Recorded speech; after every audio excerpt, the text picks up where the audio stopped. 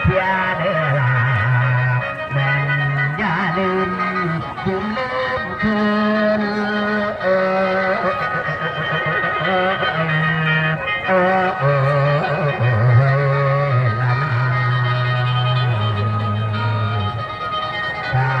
ครับยังตบมือนะครับครับขอบคุณหลายๆเด้อ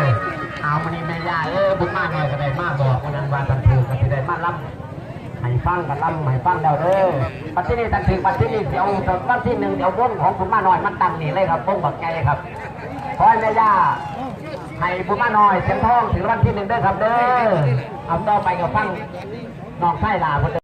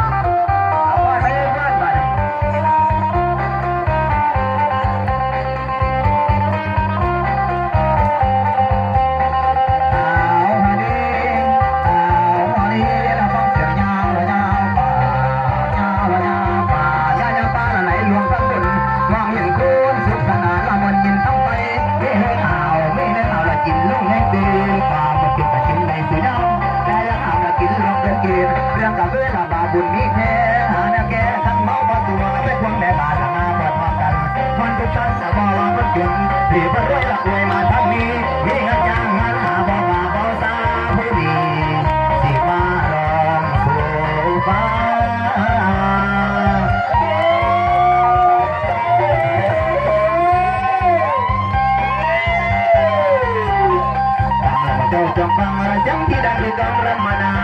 ต้นสีขายเสียงมาแล้วรับแก้วพัตตาเอาเสียงลำสิ่งสดมาสุขีว่าอย่าไม่จับตรมยังคงเกิดความน้อยถ้าต่อยน้อยใจเหลือคนอย่ามัวน้ำทุกข์ละทมละคนอื่นต้องละมากไปหนักหนา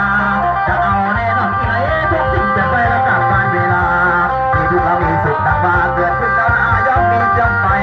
อย่าดมอย่าติดเลิกมาตั้งท่าแล้วลุกขึ้นใหม่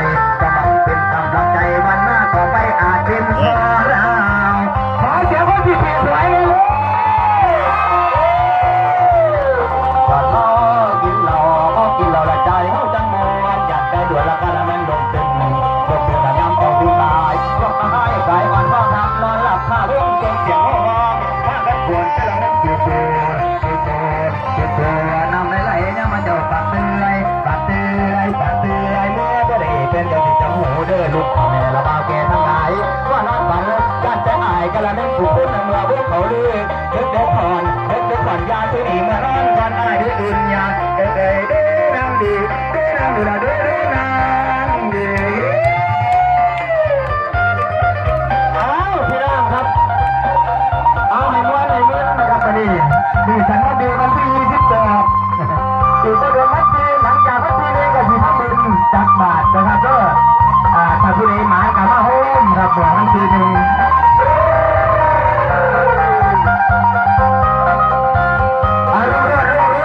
ลูกกับมาทำไงด้วย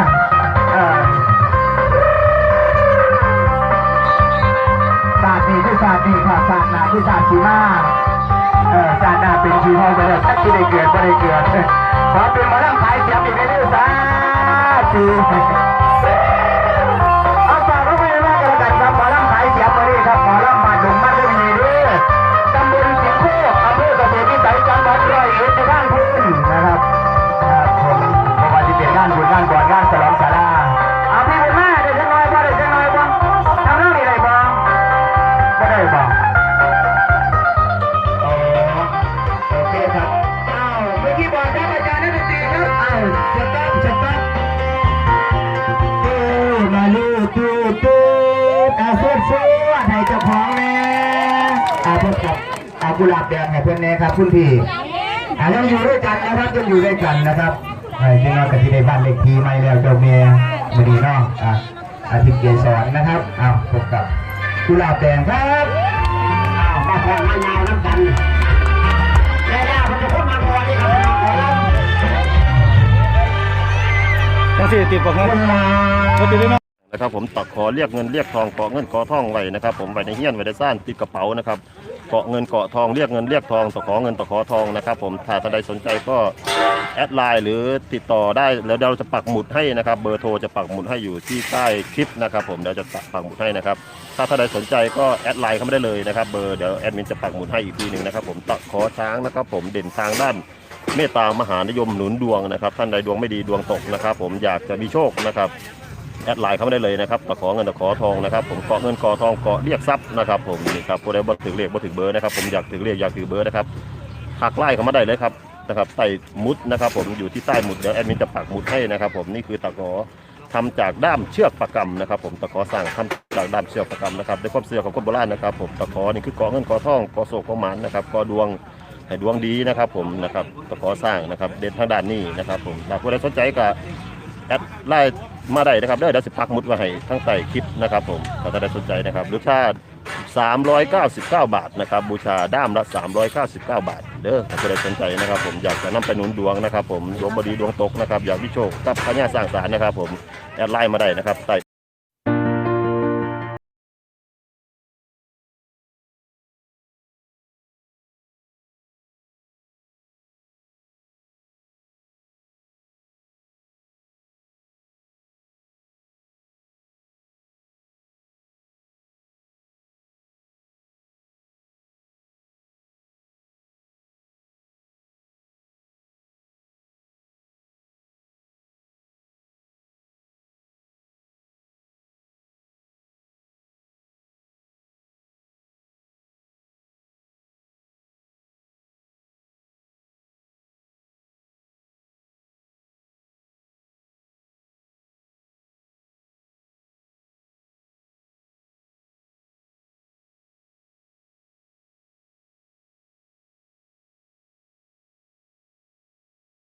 พิจารณานำหลักสมรักษาปกปักหลักสมรักษาให้ลูกจ้างลูกมาเดินทางด้วยความปลอดภัยถึงบ้านถึงเฮียนจะมีอันตรายมากไกลมากไกลมากไกลนี่เด้อให้เพิ่นไปหอดเทียนหอดซ่านเด้อครับเด้อเอาวันนี้กับคนที่เป็นหน้าที่ของกองเงาของเพิ่นนะครับเนาะผมจะเอาไว้จำนี้ก่อนถึงวันที่1ผมเดี๋ยวเวทีของผมมาตั้งคณะของผมมาตั้งหางเคียงมันจะงาม